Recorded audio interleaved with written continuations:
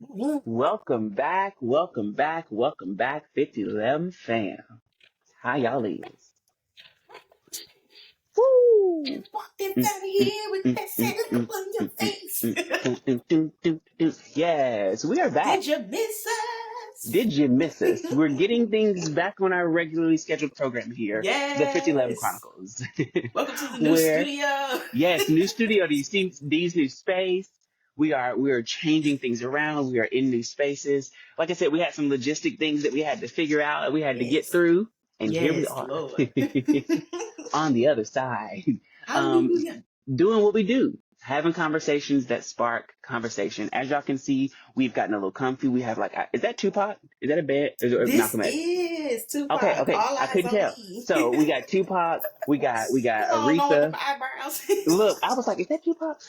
Look, all right now. Okay. But we've got our band tees on. We're comfy. We're like settling in, Yes. and we want you to settle in because this is going to be a Kiki, y'all. We're going to be talking about some nostalgia. We're going to be just reflecting, talk about some new things on TV and some things that we're just obsessed with right now and enjoying. So we thank you so much for tuning in to another episode of the 5011 Chronicles. Yeah. Oh, I don't know where that came from, but here we literally, are. God was like, I'm here and we are turned. Love it. I don't know what I did and how we got there, but You there it didn't even is. do that. There's a hand gesture that does that, and I don't know what it But I was. felt like you was just like, in that moment, because like I did this and you was like chilling now. Here it is. But we Um, here. we're here. Yeah, and apparently we have fireworks now. So, Yes. y'all, it has just been, I'm going to be real. We're going to start with a quick moment of We're going transparency. to keep it all the We're way going to real. keep it one thou wow. I haven't heard that in a minute, so I No just bow felt like, wow. you know, okay. Because you know, Okay, Mark. he don't keep it. He keep it about 100 and I be negative. thinking about, wasn't it Bow Wow that what he perpetrating? What was he doing Yes, on that plane with that on the doggone plane? Getty picture. The plane, yes, okay, because I Going remember on the Getty line in the images, Nicki getting song. private Oh my jets. gosh, I just remember that line in that Nicki song. I was like, what did he perpetrate? But y'all, like, I'm just a moment of transparency. Life has been lifing. For both of us, child. Molly wop bop bop a doo wop a wop bamboo, Bing like bam all of boom. it. You know, do you remember that scene in Avengers when Hulk is released that first time and they're fighting he's fighting Loki, and when he Mm-hmm. grabs him and he just boom boom boom boom boom, like that's what has been happening. That was one of the funniest scenes of that movie, but literally that is like a perfect That representation of is how I feel the right now. perfect. Perfect representation. So we are hanging on. And that's why, like, I think it's not just us. I think that, energies move in waves sometimes. And as Mm-hmm. friends, we see parallels in Yeah. ours. But also, like, we have people that we work with, other friends, and it shows up. Yeah. So sometimes it's fun to just talk about things that it's not really escapism when you're talking about things that allow you to cope with Mm-hmm. the hot messery of the world that's around you, Right. because you can't always just keep taking that in. There's so much going on around us between elections and And um 2024 period just all the been, altercations and the outbreaks, and it's just been we are a quarter 2024 has way been in and she is so intense. And this episode will be coming out in April. It'll be yes. April by the time this comes out. So we're just letting y'all know this is going to be a fun chat. Now, before we actually get into some of the topics of the chat, this will be coming out the first full week of April, people. Yes. So X-Men 97 will have been out for 3 weeks. And you should have done your You due should have diligence. seen what you needed to see. The premieres of Grey's Anatomy, of 911, of Abbott Elementary's third season, they have been, Yes. so you should have seen them. Dark Side of 2000s just got on Hulu. So you should have seen them by the time this episode comes out. So So we don't want that's to your hear spoiler that. warning. That's as spoiler warning as it gets. That's it. Literally. That is it. So we'll be talking about some of those things because we have been dishing and we've been getting our lives getting through this. And actually, I think it's a perfect place to start because I feel like for me right now, TV has kind of been a place that I've been a TV watcher most of my life. I'll find a little show here and there to watch. Mm-hmm. But I think lately, because I've been watching so many new things and I've never been like a weekly TV person except Scandal and How to Get Away with Murder. Those were the exceptions. But I was Yeah. never like that tune in every week kind of person. And Flavor of Love. I can't lie. Back in the day, I can't Not Flavor lie. of Love. Flavor of Love, I Love New York, all that whole little moment. Yeah. Now I would tune in. Surreal Life. Mm-hmm. I was watching Real World too. Okay. But I've never been the biggest on like tuning in for a sitcom, like, or anything. And now in this phase of my life, having a few shows to circulate through has just been working for me, because it's like with the stress of like life, sometimes you have something that you want to look forward to that is an hour, 45 minutes, 30 minutes of, I get to sit down, I get to relax, I get to shut off the brain for a minute and just enjoy myself, maybe have a little glass of wine or a nice glass of tea. Like, it's something like that, or a little bit of, I don't even know, like whatever gets you in that energetic space to just kind of chillax for a second and be without the worry and the stress. So I've always been an X-Men fan. We've talked about this. We're Marvel nerds. Like, we are. And oh my gosh, it snuck up on us, but X-Men 97 is here. It snuck all the way up on me, honey, because you told me and I was like, wait, what happened? I was so surprised you hadn't seen it yet, but I also was surprised I had forgotten, because I have forgotten. When I tell you, hadn't crossed my mind, wasn't on my radar, wasn't thinking about it, hadn't even clicked on the Disney app. Like, I mean, in your defense, you did have a lot going on. I mean, you have a child. She had a birthday recently. We celebrated that birthday. It's been a lot. Like, so it's not like, around. Moving studios and doing things of the things. Like, it has been hectic for you. So we're going to start with some grace. We're going to let grace into the chat. This is also a safe space. This is also a safe space. Yes. So, actually, before we get into the X-Men dish, I have a new mug here, everyone, and it has a quote on it, and I shared it with Dee, but I want to share it with y'all because it just, I don't know, it makes me smile. I intentionally have it turned out, but normally it's turned in, so I can read it every time I sip because it's a nice reminder. So I just want y'all to hear this real quick. May the sun bring you new energy by day. May the moon softly restore you by night. May the rain wash away your worries. May the breeze blow new strength into your being. May you walk gently through the world and know its beauty all the days of your life. And this is an Apache blessing. But every time I look at, like, dance to your yes, I saw that movement. Now I was like, okay. You remember Beauty Shop when they were doing Phenomenal Woman? Yes. And they were doing, she was doing all the dancing. Cher Shepherd's an idiot, okay? She's a fool, a complete fool, but the complete foolishness, and I love it. I'm here for every bit of it because that's what I could imagine was going on from my periphery as I was reading. I did a whole interpretive dance. I had a feeling that's the energy you were on.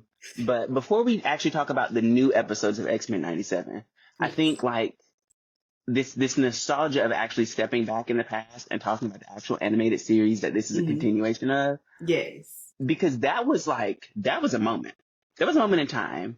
It was a great moment in time, to be honest. It was like it was one of the best X-Men anything that had been released. Absolutely. Period. Like, we're crossed over. Still to this day. Now, this new series might give it a little piece of competition. We don't know, because it might. It did start off real spicy.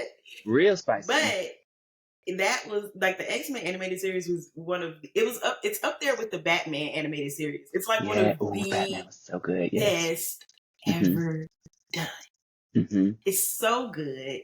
And I thought, now I'm not gonna lie, going into it, I didn't know what to expect because I just kind of clicked on it because you was like, hey, this is out. And I was like, oh my gosh. But I thought, like, I didn't know if they were going to, like, literally pick up where they left off or if it was going to be something different. I didn't know what to expect. But I'm not going to lie. Other than, like, Jean and her little bald head man, I am excited. I am so excited. I was a little, my girl, Storm, she didn't give me all the deep roots of Africa, but she looked great. She looked great. And they utilized her power set.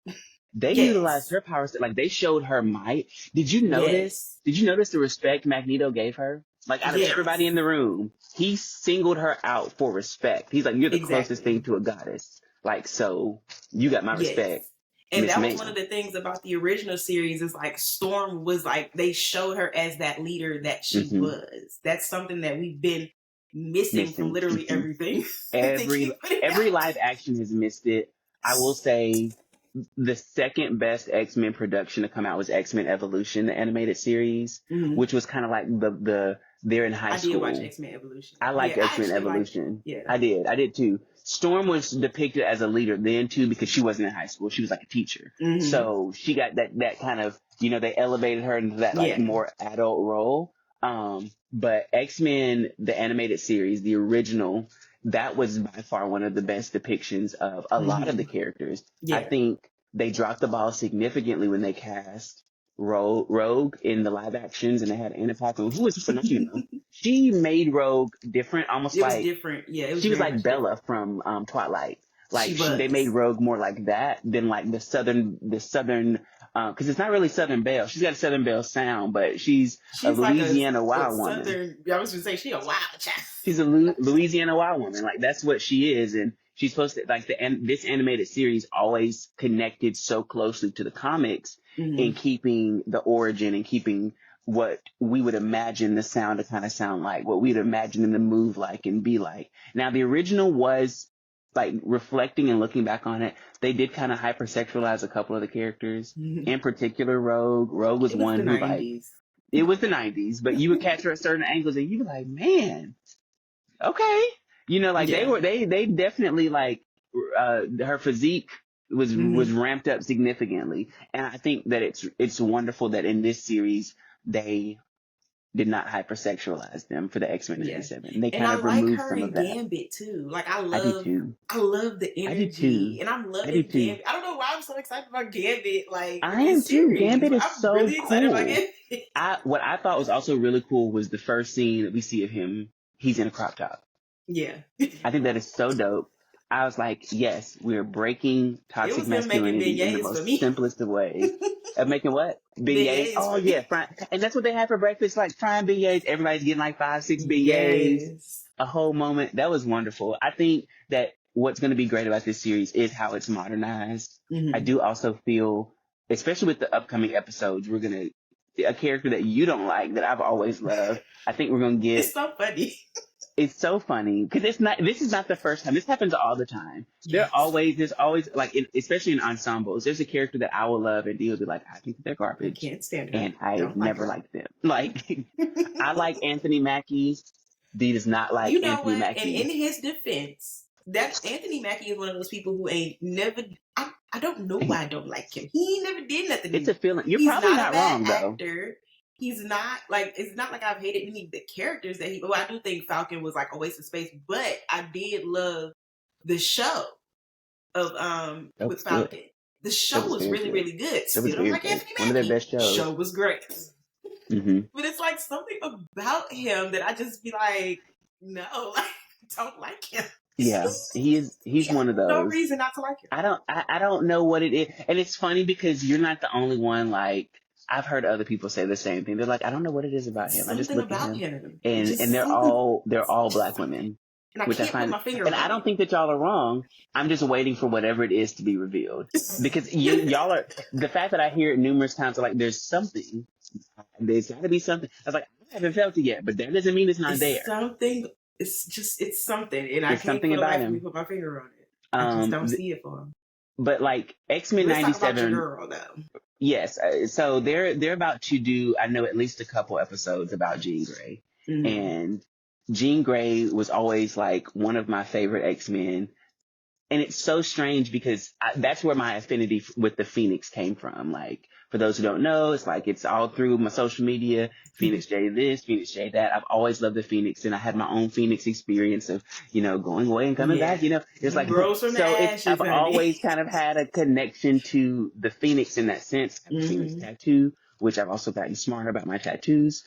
Lesson learned. But I'm excited to see them utilize her character in a way more than just the Phoenix, because we got to see some utilization of her strength and her power in the first 2 episodes, without it being too like, because she's not Professor X. Her Let's like just completely start. flipping to the other side. Like she's not giving Dark Phoenix, which nobody wants to see another Dark Phoenix thing for at least 10 years. So I hope what? I honestly do, only because I wasn't here for the live actions. I didn't like any of the live actions. I would actually like to see it animated. I think they would We've do it seen it, but better. this is my thing. They've already done it in the original animated series. Yeah. Like, if we're going to get it again, we need a reinvention. We need something different. Or if we're going to get it again, this is my thing. If they're going to do it again, give me a real live action that is connected to the comic.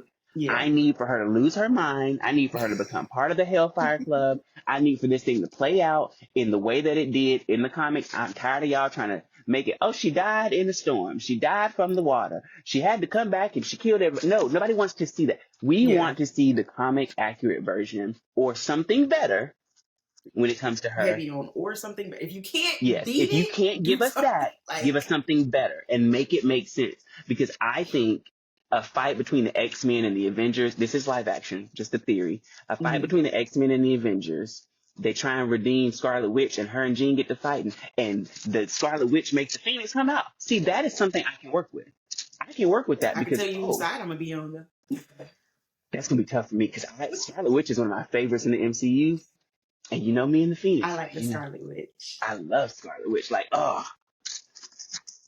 Wanda. So I'm like, Wanda.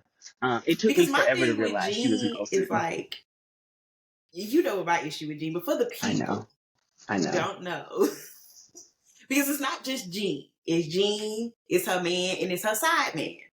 And my problem with Jean has always been is that Jean be thotting and bopping. And then she be going back to her man and trying to be like, oh my God, I didn't know Wolverine's doing this thing. Oh my God. And then Wolverine in her face, she be like, oh my God, Wolverine, why are you doing these things? And it's like, girl, I see you for your works. Like, I see who you are. I see how you coming. I don't respect it. I don't like it.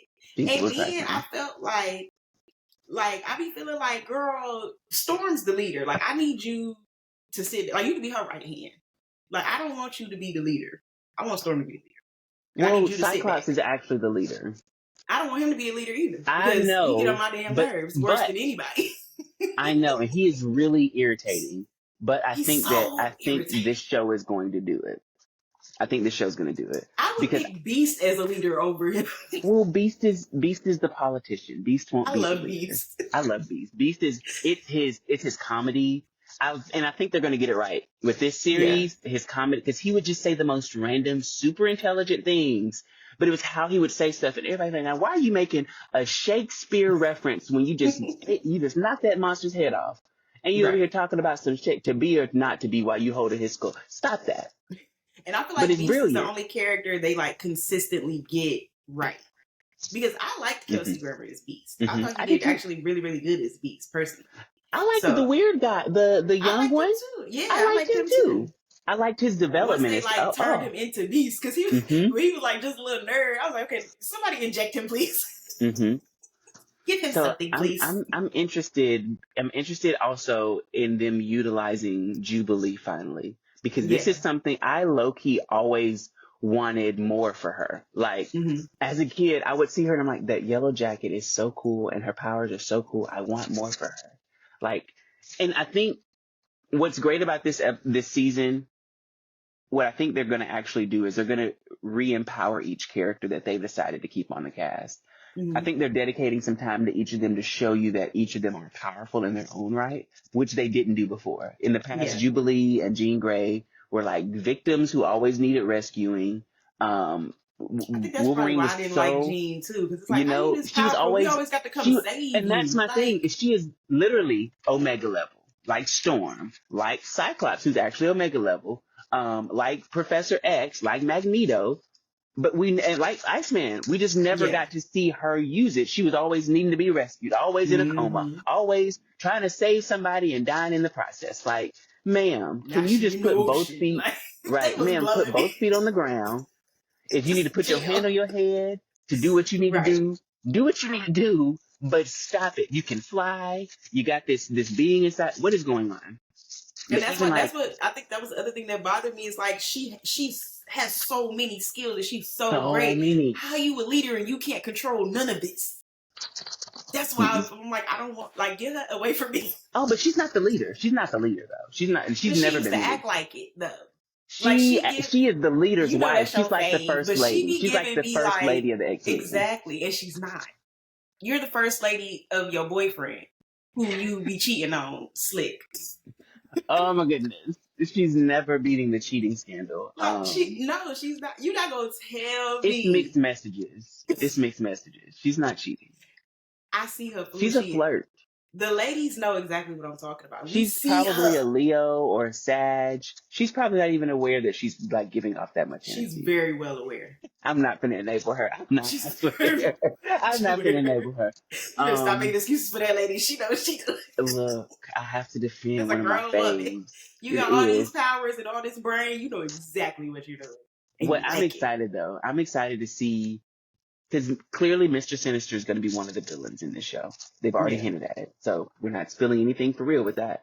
I'm excited to see how this thing plays out, though, because we know that Bishop is in the cast. Because Bishop showed up in that fight with Storm. Bishop is from the future. Bishop and Cable are cool. Cable is that little boy who was just born. And then the two Jean Greys, one of them is Madeline Pryor, which is a clone, and she had the boy from the future. Two Jean Greys. They had to. It's because they have to make all these kids happen. That's why there's two Jean Greys. All these kids. Then when they start getting, wait till X-Men '97 start doing the multiverse because it's gonna happen. Right. It's gonna happen. When I tell you, I was like, I feel like it was maybe 5 minutes in when Jean popped in with that belly bump, and the way I rolled my eyes. I about didn't have no eyes no more. It was just like, oh my God, here we go. Like I just knew it was coming. And then it's like, they in the animations, they give us like the Wolverine that it really is of like, I don't want to really be here with y'all. I got an attitude all the time. So it's like, I just knew. I was like, here we go. Here we go. And then here comes the old girl, and it was just like, then they did my girl Storm. Like, if you're going to take some powers away, take Jean's. Gosh. Take anybody's powers but Storm. Well, that was Wolverine's. He be getting beat up anyway. He didn't want to be here. I was so mad. I just sat there, and after the episode ended, I was like, that was so good, and I'm so mad. So mad. But I really don't feel, there's no way Storm's not getting her powers back. There's no way. There's no way I'm going to keep watching if Storm get her powers back. What was sad is and also, really quick side note, 90% of the cast are the original voices. Not 90%, it's more like 60%. Which is so cute. That's so wonderful. And the woman who played Storm, I had no idea all these years who she was, but I knew who she was because I'd watched her in other shows and stuff. Ooh. I can't remember her name right now. Okay. I see her face. But she's awesome. Y'all do some Googles. Yes, do some Googles. I can't remember her name. It's Allison something, but she's wonderful. I've seen her in tons of other things, and I was like, she was Storm this whole time.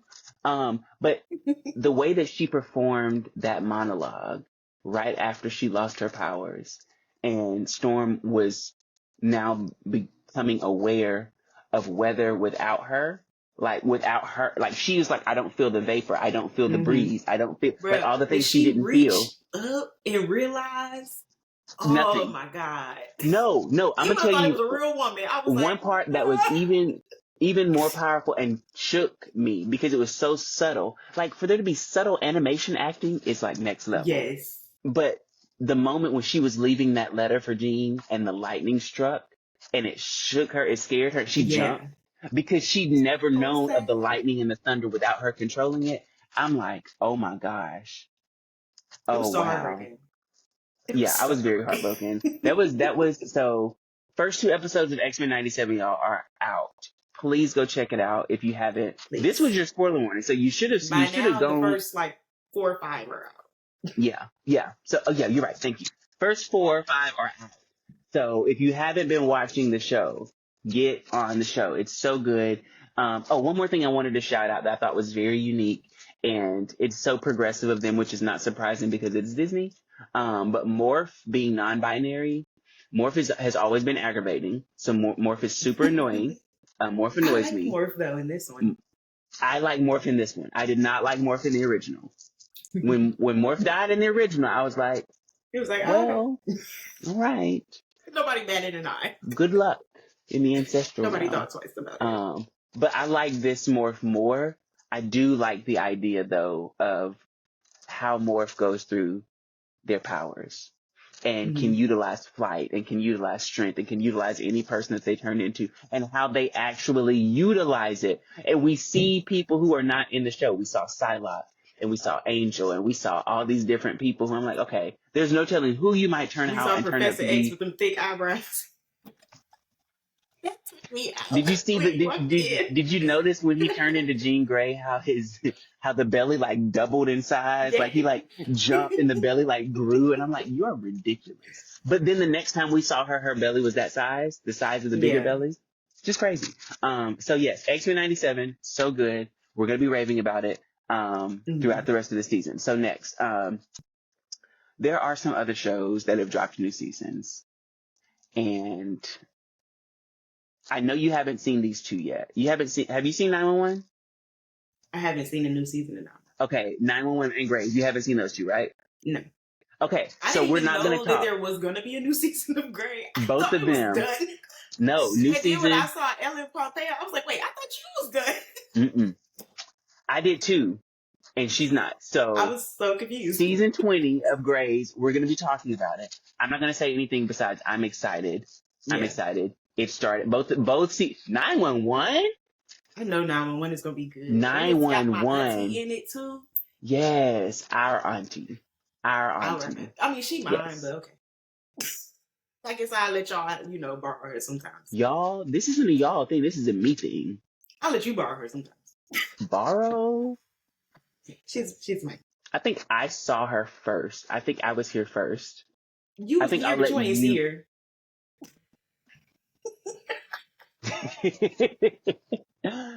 You know what? We'll rock paper scissors this later. So sure. 911, lovely. Yes. Grey's Anatomy, 20th season, lovely. We'll talk about them later. That's iconic in itself because shows that do 20 episodes don't do 20 seasons. Period. No more. Period. Okay, you gonna get you an 8-episode show and it's gonna end at the 8th episode. And that's gonna be it. And that's it. That's it. Everything is. And I'm so glad that we're getting back to full shows. Yeah. Miniseries are not. Sometimes they're fun. Sometimes they're fun because I think about some that were good ones that I've seen. That was good. That was a nice little bite. That was perfect. That's all we needed. But then I don't like getting too invested in something that there's no more to. I want the story to evolve. And that's what I like about Grey's. That makes all the Netflix Harlan. I think his name is Harlan Coben or something like that. But he makes all the really, really good limited suspense series on Netflix. But it's he did Safe. He did I think one of the ones he did we talked about on here. Hush. Yeah, I think he did that one too. But he's done quite a few of them on there, and it's the ones that were his. I was thinking about Flanagan in the Flaniverse. He did Hush and Bly House and Hill, Haunted House on Hill Manor or something like that. Or something like that. That one, something like that. He did all those. That was his. That was my bad. I was thinking of him when you were thinking of the other guy. The other guy, he's done quite a few of them, but it's with his, they be so good that I be so mad that this it. Yeah. Sir, somebody needs to get this man 20 episodes. Come on now. But they just keep signing people, and they do it to save money. We've talked about it some when the strike was going on about how that's totally impacted the creatives and the crew, and the cast. It has a huge impact on them because many times they're stuck not being able to do work. They're, they're not paid for full series because it's not 22 episodes, it's 8. Yeah. It becomes a whole mess, and it's not really good for anybody. It's not great for the consumer. It's only good for the executives. Like, they're the only people who make more money off of less content, which is wild. More money off of less content. And it's like Netflix is still raising their prices, and it's like, still raising their prices.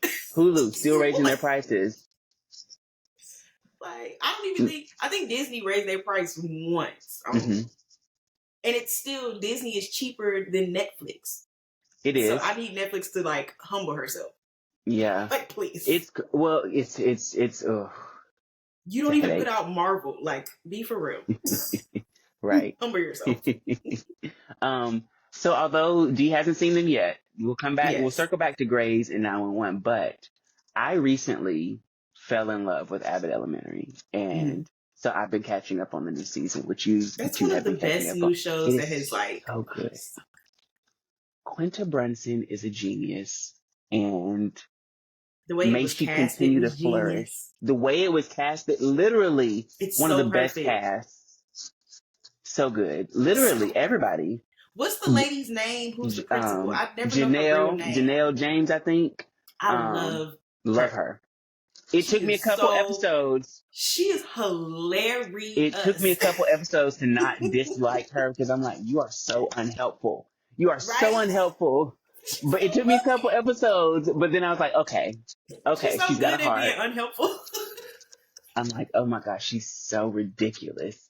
Abbott Elementary is just so, I mean, the whole cast is wonderful. But what I like is that they tackle real issues, and that it's not an hour-long episode. This is like 20 minutes, you know?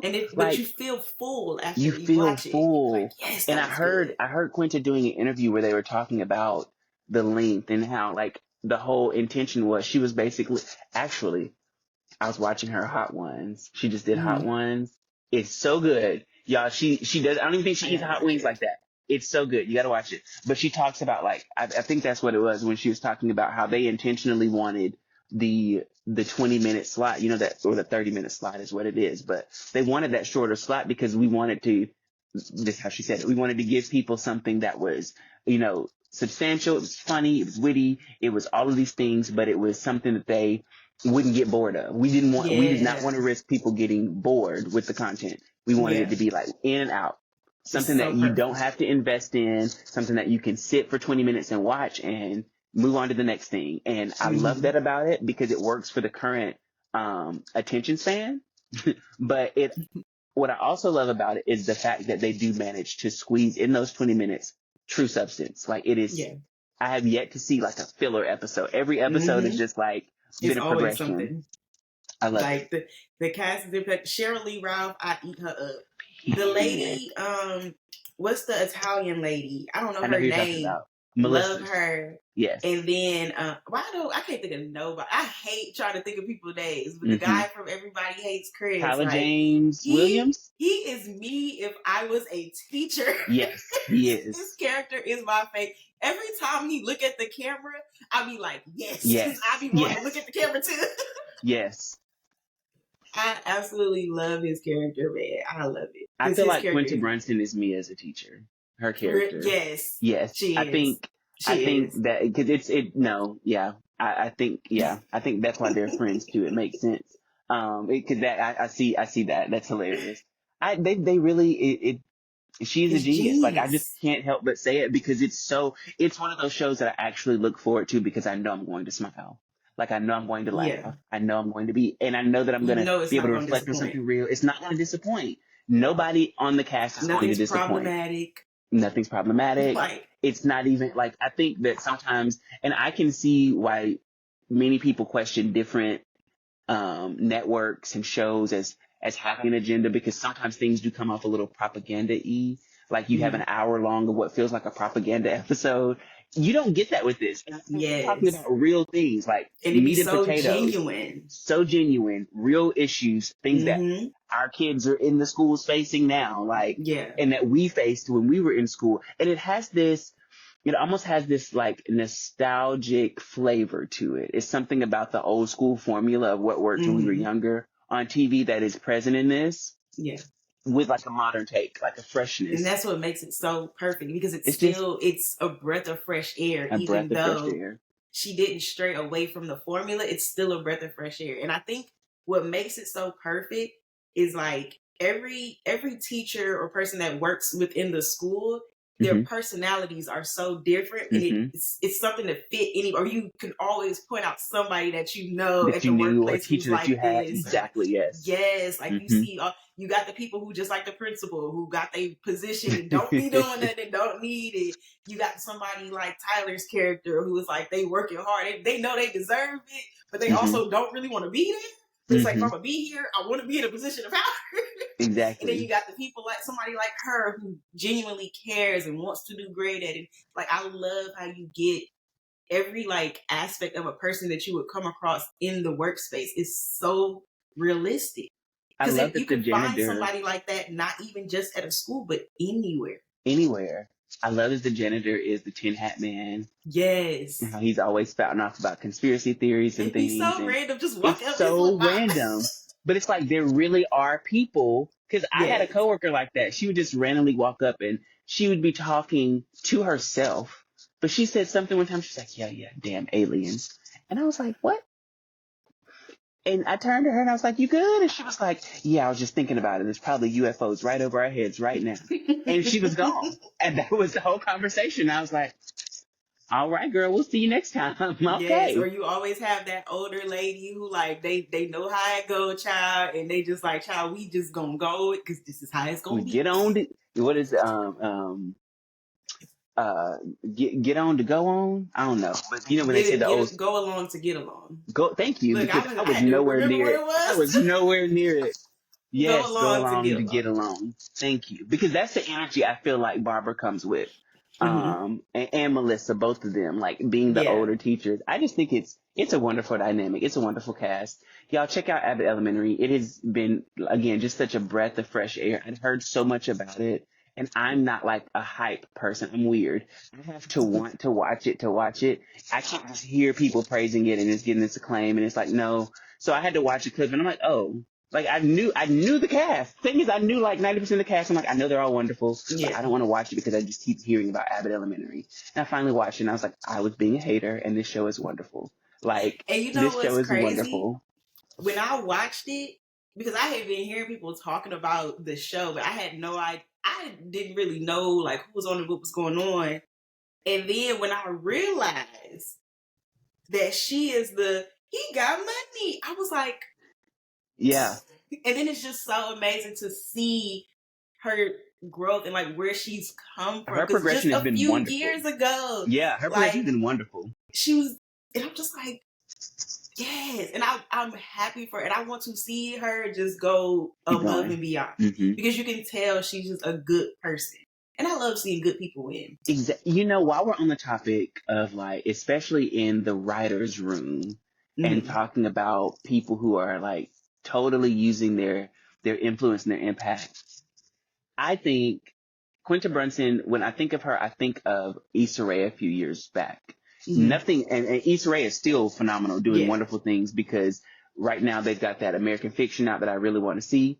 And I just love whatever Issa Rae puts her hand on. But it's like that they have those, they grind, like they grind. Because I so used to hard. watch Awkward Black Girl on YouTube. Like I've seen some Awkward Black Girl. It's just wonderful so watching the trajectory, because they are like literal millennial stories. These are true millennials who like have made it, going through the things that we watched develop. Like our generation is, I just have to brag about our generation for a second, because we get so much crap. Like, but we are the generation who is the bridge between the old way and the new way. We are the generation who's the most tolerant, the generation who speaks old and new language. We are the bridge between old and new. Like that is, and that's why old. We are such like, I don't even think people realize in our generation how important it is that we like get our stuff together and really get on it, because we are the ones that can literally make change. It depends on us. We know both sides of life. We've seen it. We've lived through it. So it's like, and I was telling Brittany the other day, I was like, when you think about it, the youngest president ever was JFK, and he was like 43, right? Well, the youngest elected. president. Yes. Because Roosevelt was like 42, but he wasn't elected. So yes, history. If you think about like the age we are now, to be president, you have to at least be 35. And I was like, who do we know that's on like a political track right now? Like who's, and millennials, and it's like so many millennials. We have like this love-hate with politics right now because we are seeing the reality of it now that we're like the adults who can like vote and are involved with the change and stuff like that. But it's like we also see the corrupt side of it and what it really is and what it come from. So it's like a lot of people aren't focused. They are straying from politics more than anything. Yeah. Because a lot of people feel like my voice in my community means way more than like some political position. So I'm like, when we're like 40, like who's going to be the president? Like, what is the world going to look like when we're at the age? Because right now, it's so bad that like the 70 and 80-year-olds are still trying their hand at it. They're still trying to get their shot. They're still trying to make fetch happen. And so it's like, I'm just interested to see, because we're coming, and not to be morbid, but we are coming up on the end of a generation too. Like there's a phase out that's happening. There's happening, yeah. And we are becoming the new adults. At least y'all, I'm still in my 20s. I don't know. But y'all are becoming the new adults. Ain't you tired? You don't get tired of it. You don't get tired of it. I'm in my 20s. I don't get tired. Okay, right. Man. Well, I'm not in my 20s. I get tired. Are you prepared to run for president? I'll vote for you. I don't know that that's my calling. You know, I think that we all have to operate in our ministry. I don't know that I'm in the presidential ministry. Yeah. But you're absolutely right. That's not, I guess, I didn't think about it, that in the next couple of elections, we'll probably see the first millennial president. And that's going to be really interesting, because also, let's keep in mind, there are millennials now that are eligible, not just to run for president, but that have some type of political pedigree. Because we have to take into account people like AOC, those younger people who are like problematic, as they call them, in Congress. Those are millennials. Like, those are millennials. Those are us's, like, so, and even the one on both sides, Lauren Boebert, that fool, sorry, I didn't mean to say that lady, she is a millennial. Like, so it's like we're active. We are gonna probably see a millennial president in the next couple elections, or at least a serious candidate. Like, so I think that'll be. And I have a theory too, because you notice how, like, even with JFK being the youngest elected president, and look at like when he came in, what he tried to do, and then what happened. That's why I'm like, they probably, that's why everybody is 80, 90, 100 years old, that they keep putting these on. Because it's like, they like, we is not letting that happen again. We don't need somebody with too much energy looking too deep into stuff. Focus on the agenda now. What you doing? We need a little C now. That's wildness. Like, so, just a little segue. Being that we are millennials, and there's a show that's come out. I don't know if you had a chance to watch it yet, so we're not going to go too deep into it if you haven't. But Dark Side of the 2000s is a show that has recently come out. And for those who aren't familiar with like the Dark Side shows, I'm a huge fan of Dark Side of the Ring. They're on the Vice. They're from the Vice network. You can find them on Hulu. I don't think I've watched any of them.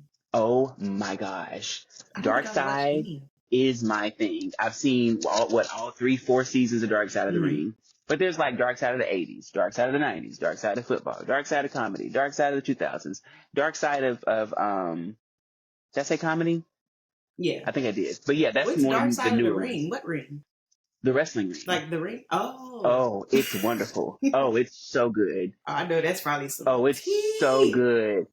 It's so good. And I mean, like, what I like about Vice is Vice is one of those networks that is unapologetic, uncensored. We're going to say it like it is. Yeah. We're going to vet. Because I think shows like Drugs, Inc., things like that. That's the type of energy that they have on Vice. Vice has really, really good shows. So for those who aren't familiar with Vice, I would say get on Hulu, start checking out some of their stuff. Those who love wrestling, check out Dark Side of the Ring.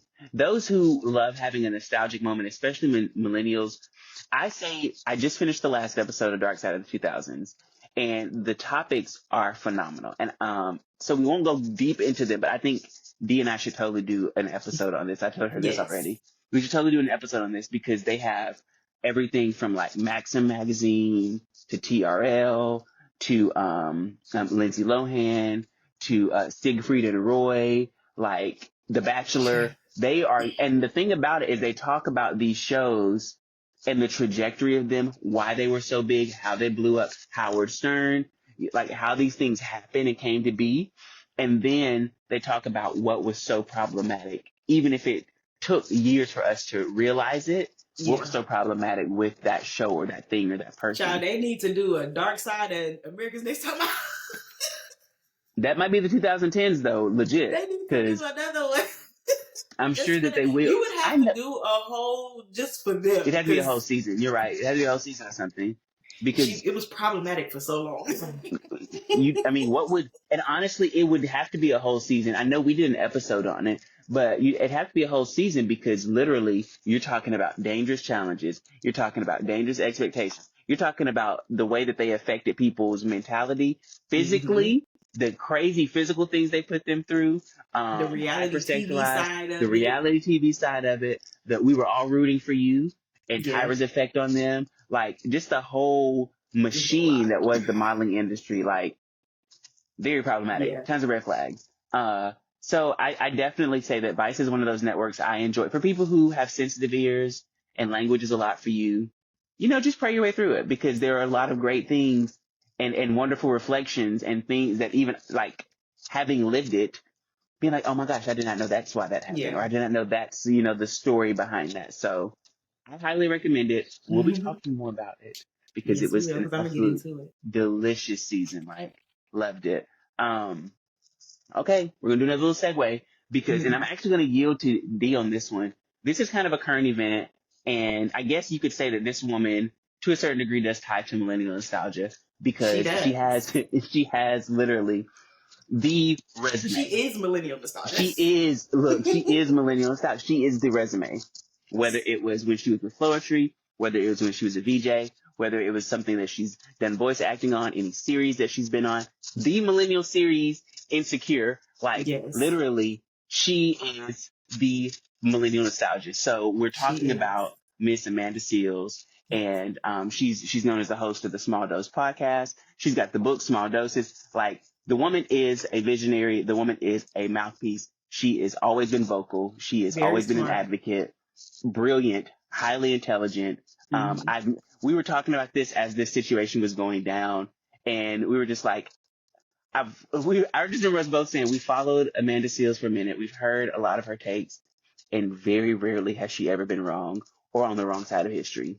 So I'm going to yield the floor because Amanda Seales recently did a live and was having some reflections about her standing in the industry. And she's come to the conclusion that she might be blackballed. And I know that Dee is very impassioned about this conversation, which is why I want to yield because I'm excited for y'all to hear what she has to say about it. So, Dee, Amanda. So it began with a couple of things. It began with her coming onto Instagram, addressing her fans and supporters specifically. The message was for them specifically. And she was basically giving gratitude, being grateful that she had a space where people showed her that love and reminded her who she, like, that it's out there. But she also spoke on, like, her not being invited, supported, celebrated in Black spaces, whether it's Black spaces in media, whether it's like blogs, TV, whatever it is. She's not acknowledged, respected, celebrated in those spaces, or even invited in those spaces.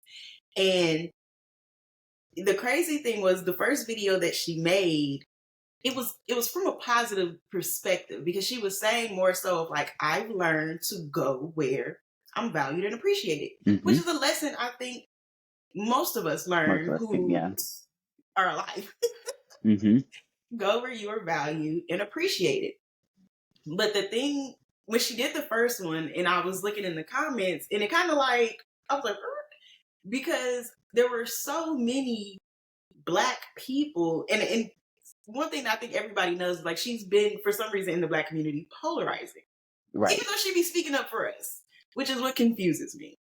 And it's like, so many people were like, oh, like, you had some people, she's the cousin that you don't invite because you don't want to hear all that, or she's too serious, or don't nobody got time. She's always angry, which I follow her. Same. I don't see her angry about things that she shouldn't be angry about. Period. Personally. It's always and like in that video reasonable. That she posted, didn't see any anger in there. Don't know where they picked it up from.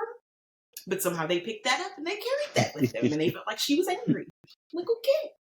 And then you had the people who were like, well, maybe she needs to think about how she, but maybe that. And I'm just like, so basically you're doing what you said she shouldn't be doing in the comments. Okay, got it.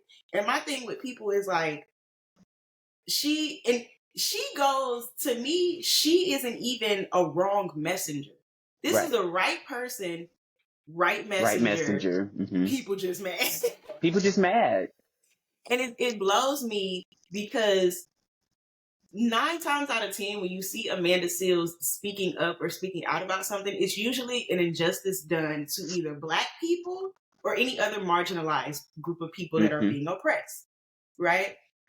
Or she's, even how she recently, she had got interviewed by TMZ, and they didn't even, the title, the headline they put, it wasn't even what she said. Like, they just completely just was like, this is what we're going to put on here. And then, even in her addressing and acknowledging it, she played the clip of the actual interview. And even in the comments, people still, well, maybe you should have said this, or maybe you should have did it like this, or, well, when you say that.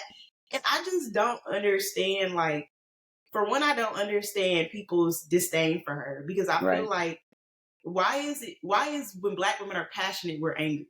Because it make me feel like y'all probably be thinking I'm angry a lot of times on the podcast, because I'm a very passionate person. And it's like, but I'm not angry. I'm just saying how I feel, and I speak with intention. And when I speak, I know what I'm speaking about. And I think too is the problem is like, a lot of people, especially these days, they aren't well spoken. They don't know how to get their words, or they don't know how to put a thought together.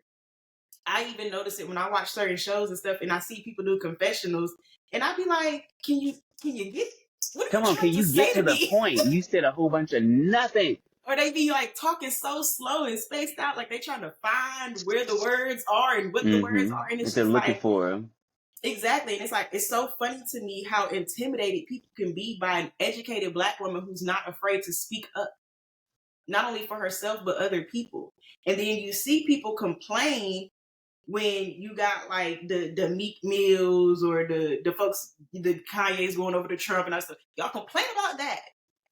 And these are the people that, for whatever reason, y'all expect to stand up and represent you. But then you have someone like Amanda Seales, who's doing the work, not looking for validation for it. Because let's be clear, her acknowledging something, a lesson that she learned, is not the same as her looking for validation. I don't feel like she was looking for validation. I feel like she was stating a fact. That I am not invited or celebrated in Black spaces. Period. Which is a fact. We all know how a lot of people in the Black community feel about her. But it just is always so crazy to me, because people are always looking for somebody to be the voice, be the representative, say this, say that. But y'all be looking for people like Future or somebody to say it. And then you got an Amanda Seales. What was that man? Kevin Samuels. Right. You ride for Kevin Samuels. They'll take a Kevin Samuels over an Amanda Seales. Derek, whatever his name was, that had to lay down to there embarrassed. You ride for them. But then when somebody like Amanda Seales is actually saying something worth being said, and not only says it, but lives her life that way, and y'all mad. And then y'all say it, y'all mad because y'all think she mad. I'm reminded every time, because I just don't even get in the comments anymore. I'm getting to the point where I don't care. Yeah, I know how I feel about it, and that's enough for me. Like, Sometimes the because comments do be funny, but sometimes they're funny. Yeah, sometimes they're funny. 9 times out of 10, I'll be like, why did I come in here? I'm reminded of the fact that everybody can't be saved when I see conversations like that. Some people, I just have to leave them where they are. Like, and so I can love you from a distance, buddy, but like your mentality is not working this is not conducive for a healthy relationship. This is not conducive for me. It's not going to work for me. Because someone like an Amanda Seales, who again, I think that she's always used her voice to stand up for people, especially the voiceless, especially those. She's always been willing to be on the front line for those who can't defend themselves or who need someone to push their message more. And I think that is just, it's powerful. And I think a big part of it is that people don't know how to take an intelligent, impassioned Black woman. They just can't take it. They can't take it. They can't stand it. Like, so many people are threatened by it, intimidated by it. She is powerful. That is a powerful woman. So for some people, I don't even think it's that they can't take it. I think her intelligence just go right over their head because they don't have the for sure that. Now, I don't count the fools. I don't count the fools. Have the mental capacity. I'm talking about the people who are intelligent enough to understand what she's saying and still refuse to like her. They choose not to like her because of misogynoir. That's exactly why they choose not to like her. They choose not to like her because if she was a man saying it, they would be right. It'd be a whole different thing. Whole different thing. Why is he not on a t-shirt? Why does he not have a show? Like, it was for me, it was her saying, I was nominated for an NAACP Image Award, but I've never been invited to the NAACP Image Awards. Never. And I know her podcast was nominated because she's got a phenomenal, she's everything, like her book, y'all, I listen to it on Audible. I know how I go. I ride car for Audible. Like, I said it time and time again. But her book on Audible, remarkable. That is what, like, for me, reminded me of how intelligent she was because I'd only, at that point I was seeing her in Insecure. I hadn't seen her in any other things for a minute. Yeah. And it was like me getting back into it, Amanda Seales, and that book was everything. Like, it was so good because it was about politics, it was about womanhood, it was about life, it was about music, it was about art, it was about everything. And she did it from such a brilliant point of view, hers, that it was like, oh, I can't help but, like, I followed her on everything that day. It was like, why am I not following? And it's like, even her podcast is so good, and it's like she's not a one-trick pony, so it's not like she's just giving you politics all day. And they treat her like she's Candace Owens, which is what they treat her like she's the anti. What's crazy? She is the anti Candace Owens, but they treat her exactly how Candace Owens should be treated.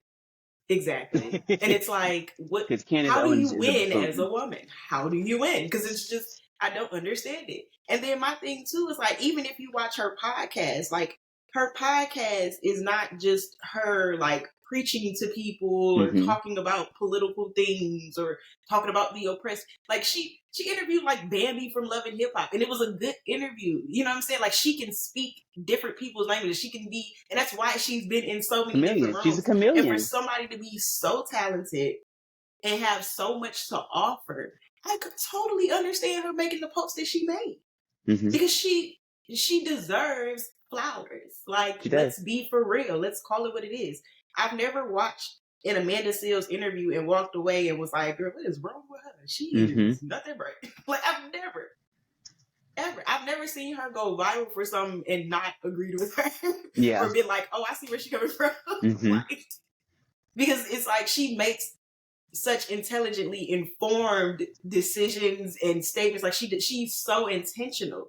And so it's like, you can just listen to her and tell, like, even her vocabulary. And I think that's maybe some people just can't keep up with the vocabulary. That's part of it. Maybe they just need a dictionary when they looking for her. I don't know. Maybe. But what I don't understand is like how a lot of Black people have taken on like this same tone with the word woke as like the Wahites have. Yes. And my thing is like, I don't understand where that happened at and where that's coming from, to where a lot of people, even I remember when Kendrick Lamar came out, and it was like, I think it's maybe his second album, but it was more of like him actually talking about something, and people felt the way about like, oh, don't nobody feel like it, ain't nobody got time. Why anytime somebody say something worth saying, y'all ain't got time for it? But then when the George Floyds and the Trayvon Martins come on now. everybody want to have time and want to point out who didn't do what or who did what or who said what or who ain't spoke out. Now But all of a sudden it's that, called Al Sharpton. Now all of a sudden it's called being Trump. No, why were we not having conversations before? Why were we not around the table when y'all didn't want to hear and invite the cousin into the room? Didn't want to do the barbecue because you didn't want to hear her mouth. Well, maybe you should have been listening to her mouth because maybe we could have. I don't know. We could have maybe moved together. We could have mobilized. We could have done something. You know, like that's one of my most frustrating things about this era of people is that people want solutions, but people don't want to sit down and figure things out. Mm-hmm. They want stuff to be solved. They don't want to do the work.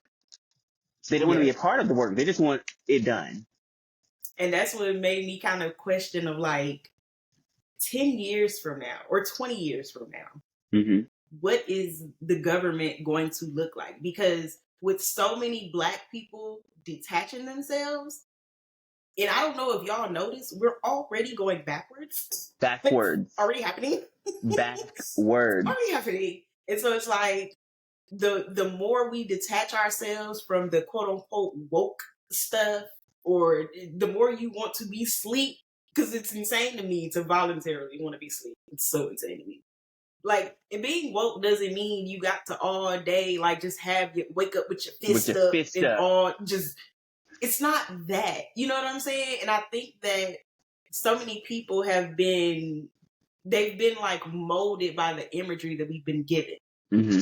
You know what I'm saying? To the point where I guess it's not cool to be in the know of what's going on in your community. Right. It's not cool to be quote unquote woke. Like it's like it makes me not even want to use the word because it's like it's become so taboo at this point and it's lost its meaning of what it meant when people were saying stay woke. Stay woke. There was a reason for them to say that. And it's so funny that they said it so much just for people to just go on back to sleep and be tired and I was just about to say, like, I'm reminded, and it sounds, I am the bleeding heart who's always like, try and save everybody. But I'm at this point now where everybody cannot be saved. Everyone is not going to be on the same page. Everyone is not, like, there are some people who they missed the mark. It's sad. Just like it was some slaves that was like, well, he ain't that bad of a master. Right, exactly. But it's like every era that our people have gone through, there have been those that we cannot save. Mm-hmm. And you run into the burning house and die with them in the burning house trying to save someone who does not want to be saved. Yeah. All I can do is present you with information. What you do is up to you. What's scary right now for me is it used to be where it was like an overwhelming amount of people who were like trying to make change. But now it's an overwhelming amount of people who are complacent and don't want to be saved because they're happy with what we got. They just like, listen, it ain't what it used to be, so let's just be happy. Right. Let's not progress. No, and even I feel like because like when we talked about the 90s and like how entertainment there was like this shift of like entertainment being pushing, like there was a lot of Black entertainment, but then we didn't get to see it on the political activism side. And I feel like it almost feels intentional at this point because you see how everybody's being pushed in that direction. You see how there's even a change in schools of what they're doing and what they're taking out, and stuff is slipping by. Stuff is slipping by because people are not paying attention to what's going on in their city, in their county. You know what I'm saying? So it's like, if we don't wake up, if you choose to keep being asleep, because I feel like there's such an overwhelming amount of people now who are okay with the way things are. I feel like if we stay this trajectory, we will go back to the 60s. Because, I mean, like, the reality of the situation is they have repealed Roe v. Wade. The reality of the situation is affirmative action getting into universities is no longer a thing. The reality of the situation is they're taking Black history and more, and because critical race theory never existed in these K through 12 realm. I wish people would stop spouting that nonsense. Please. It never existed in the K through 12 realm. But because of propaganda and because of people yelling and spouting loudly that it was, they're taking Black history out of the schools because that's what people thought CRT was. CRT was always a conversation at a collegiate level about the impact of decisions our government and people in the predecessors of this land had made. Yes. It was an understanding of the systemic changes that were made that have affected people. That's what that was. So it's frustrating because there's a lot of misinformation. It's frustrating because there's a lot of complacency. Like you said, exactly. A lot of complacency. A lot of people okay with like just not. Not. They're just okay with just not doing, not being, not voting. They're fighting gender more than they're fighting their own racial inequality. Literally. Like we fight about pronouns more than we're fighting about racial inequality. Mm-hmm. It's sad. And not just to us, but we were seeing it on a global. There's a genocide happening right now. For those who don't know, like it's happening. So there's multiple genocides happening right now. Multiple. Exactly. Yes. Exactly. Multiple. And people are burying their head in the sand. Or you have the people like a Candace Owens who are even more dangerous because they spout misinformation. And I just want to say, this don't got nothing to do with the episode. I just want to say this because I've been seeing this. And this person, she has been going around saying this. I need y'all to stop saying that women are out here accepting government assistance over having a man in the house. Please stop putting that narrative out there. The government was not running through people's houses, snatching the men out just to give a woman $150. No woman is going down to government assistance if she has a man in the house that's actually providing and helping and doing something. So please stop that. And what happened was actually back in the 60s, and it was only for 4 years that this occurred. So this doesn't even affect us today. Most of us listening to this doesn't even affect you because you weren't even born in 1964 when this stuff happened. But what they did was like, if there was a man in the house who was not the father of the children in the home, that is when they would say something like, oh, this person can't be here and you receive assistance. Which makes sense because why is a man who's not the parent of the children in the house and you still need help to start? Right. They don't need to be in there. Get that mouth out of there. Stop feeding it, or it needs to help feed you. It makes perfect sense. They were not stopping married women from there are married people to this day who get food stamps and whatever else. Please, that is not what tore up the Black community. Stop saying that. Stop saying. Black women are not out here turning down men to get $150 from the government. It's not happening. It's not a real thing. And what happened in 1964 stopped happening in 1968. It don't affect you. It don't affect your mama. It may or may not have affected your grandma. But if that ain't got nothing to do with us at this point, it's 2024. Please stop saying that. And please, because people is riding with her. And you know, a lot of these misogynistic men can't wait to have something to be like, see, because y'all don't want us in the house. We don't want to waste the space in the house. That's what we don't want. We don't want somebody breathing up the air, eating up the food that ain't contributed. That's what we don't want. Okay? Ain't nobody going to Uncle Sam because they got a good man in the house. They just don't want him there because Uncle Sam going to... Like, nobody's signing up for that. Like, please stop that. I also wish people would stop with the trope that the number one community on welfare are Black women, because that's not true. Lie. It's white women. Exactly. It just is what it is. So do the research, look it up yourself, and you'll find it. I think it would be entirely tone deaf to end this episode the way I originally was going to. So I'm going to save that part of the conversation. But you know what? For another episode. No. It could not be tone deaf because would you like me to start with like my perspective that I talked to you about, and then you can further culture it? Oh, sure. We can, yeah, we can try it. I can connect it. Oh, no, it's not about connecting it. It's like, I don't feel that it's the most appropriate conversation for now. But it's not tone deaf. And let me tell you why it's not tone deaf.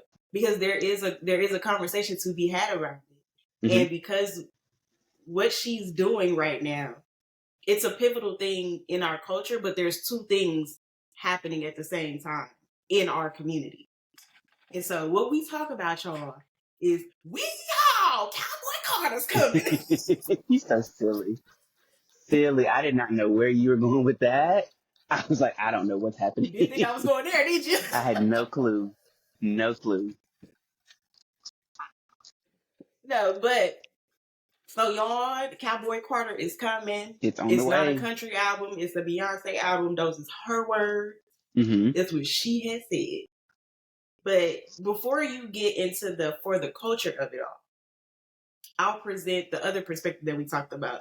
So y'all, I was watching Bonnie Blue on YouTube. So let me just say, Beyonce released her pictures. She was on the horse. She was riding on a white horse. She was doing her thing. She had her Cowboy Carter sash on. She had her flag waving. Her hair, her ash blonde hair was flying in the wind. The horse was off to the races. And y'all, it was at a high, it was like, yes. Yeah. We're in here. We're doing it. Yeah. And then there was the other side of it that me personally, the first picture, it didn't resonate for me. Not because of the reason I'm going to say, but just because of the fact that, like, it just didn't give me, like, black country. Like, it didn't give me what I thought. You know what I'm saying? Like, I just didn't, nothing about it gave me, like, black girl doing country music. No shade. And when I was watching Bonnie Blue on YouTube, and she talked about how, like, there's a certain part of the Southern community that, like, seeing somebody on horses waving an American flag, it brings up certain things. And when she said it, it made me go back and look at the picture. And no shade, the picture is very patriotic, which is weird for the message that was attached to it. Right. It didn't correlate for me.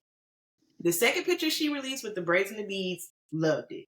But the first one, it just didn't correlate with the message of, like, how she felt disenfranchised, how she felt when she was treated, where she went to the CMAs, or it just didn't give that. It gave more conform, patriotic to me.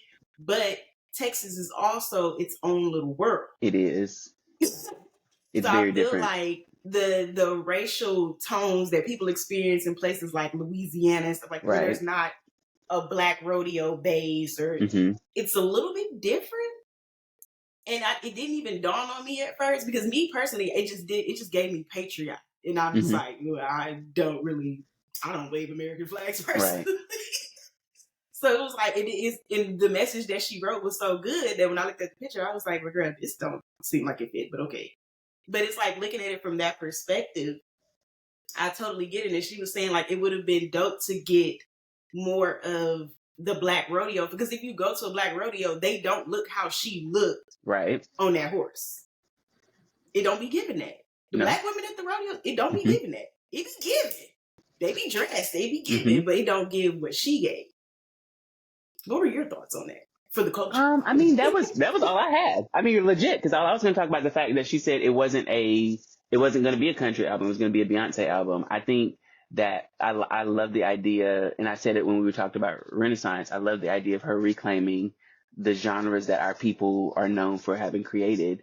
I also love the idea that, because for me, seeing the image, I mean, I don't really care about patriotic imagery. It does not really do much for me. Like, but seeing the imagery and hearing, as we talked about it, I didn't actually think about that, but I could see how some people in certain parts of the South, for sure, that was the reflection that they had.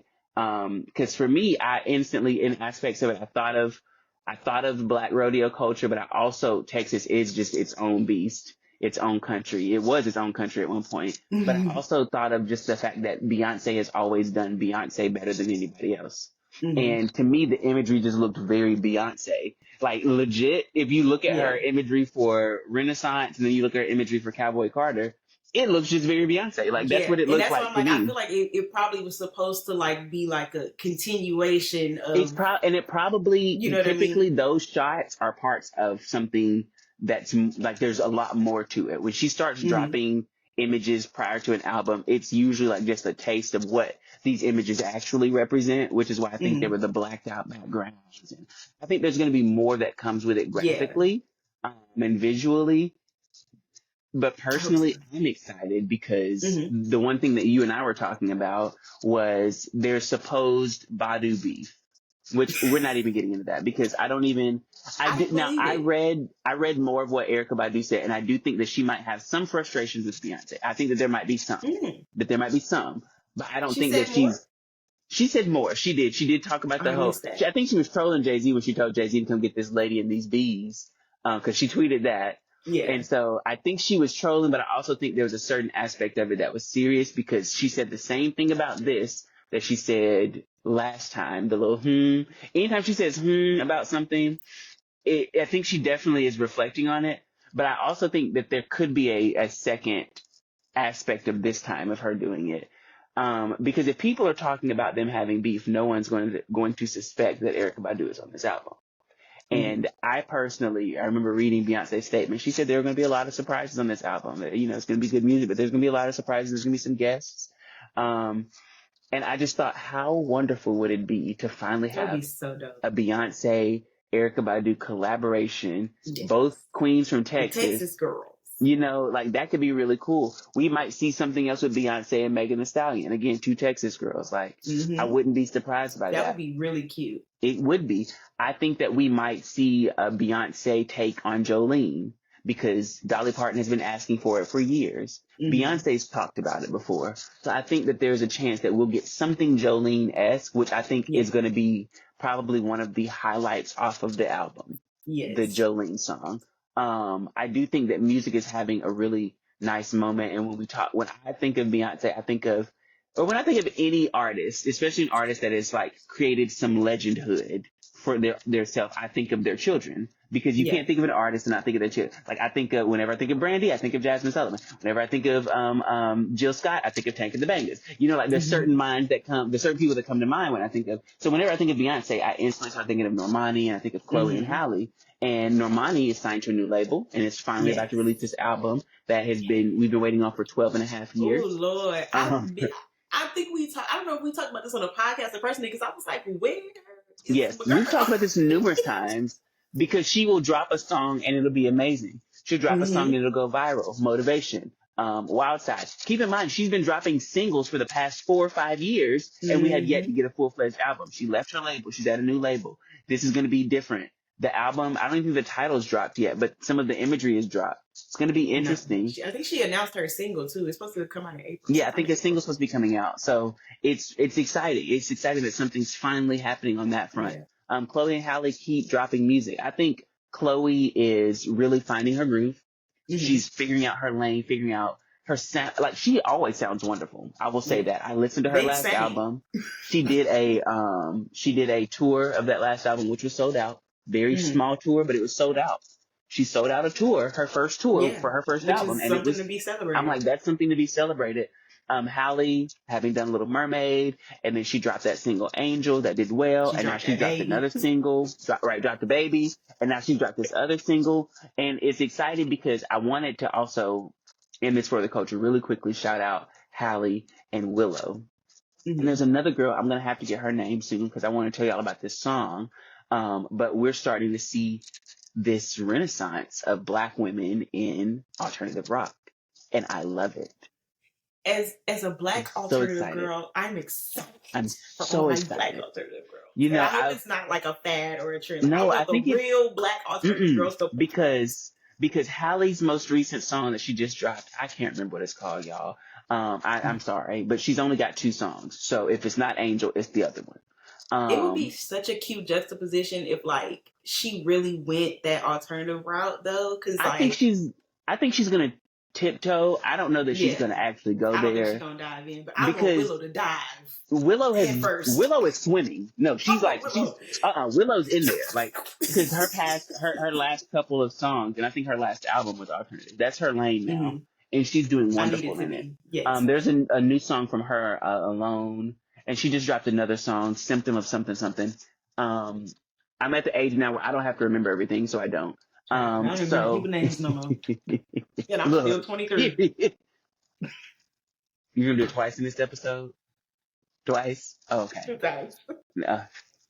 This girl. But I just shout them out to say that it's wonderful when we can see our people that excel wherever they're planted. You know, we excel wherever we're planted. And I'm just excited to see this wave because for me, growing up, and I'm sure you might have this revelation or this comparison as well, but like growing up and getting into alternative music, all I had at my disposal was like Paramore and like Fall Out Boy, My Chemical Romance, and they were all good, All American Rejects and Evanescence, but I did not have many examples of any alternative artists that looked like me. That sounded like, because my thing about it, even to a Willow, is when you listen to Willow sing, even singing alternative music, she's got a jazz training, she's got an R&B training, she's got a hip hop training that you can't not hear it. Like it always will show up because it's part of her soul, like, and even with Halle, like this song sounds R&B, but it is also alternative. Like it's like an alternative R&B. Like it's got the guitars and it's got stuff. Like she's playing guitar on it. Actually, she's rocking out.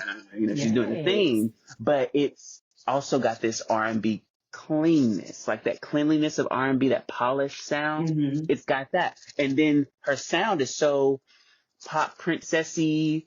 She's got this unique voice that is so angelic that it can do anything. That the song is going, like, she could be a genre bending artist if she really wanted to be. And the reason the unique sound that Chloe and Halle have to like Janelle Monáe. Janelle Monáe has this such unique sound, even the way that she says her words and she does her run. Nobody else can Janelle Monáe. Nobody else can Chloe and Halle. Nobody else can Beyonce. Like these are people who like they find their thing and they just do it really, really well. So I'm like excited to see, because I also know that they're going to have another album coming out together. So Chloe and Halle. I'm excited honestly for Chloe, because I feel like Chloe is gonna go more kind of like Normani into that lane of it, where it's like performing and singing and like giving you like show. Like I just see her being like a showgirl. Like I see her like performing. Yeah, absolutely. Like, she is a true stage till performer. She gets in like till she's like matured into the game, where she's not like that new artist. Because like even though they've been around since they were kids, I feel like now that they are adults, they're going through that new artist transition, kind of like Kiki Palmer did. Where you have to like make people separate the child from like where you are now. So it's like I'm really, really excited to see where it takes her. Where it takes her, me too. And where it, like in a few years from now, the new girls, like the Cocos and the Normanis. Oh yes, the Cocos. The Cocos, yes. I'm excited about that. I'm excited. I think that still gives us reason to look forward to where music is headed and where art is headed. Because when we have people like them, and like, you said what?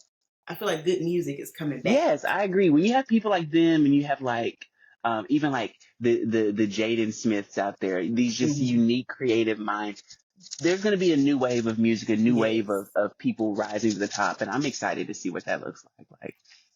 So yeah, it's going to be fun, Y'all, we just want to thank you so much for tuning into this episode. Y'all know where to find us. You can find us on the Facebook, on the YouTube, on the Instagram. Of course, on Spotify. We need Apple to get Podcasts. on the Twitters and child. We do need to get on the Twitters. Yeah, we really need to get in the TikTok. It's already been banned. Look, we'll get there, y'all. We're gonna see you again next week. Be looking out for another episode of Jay's Safe Space right around the corner.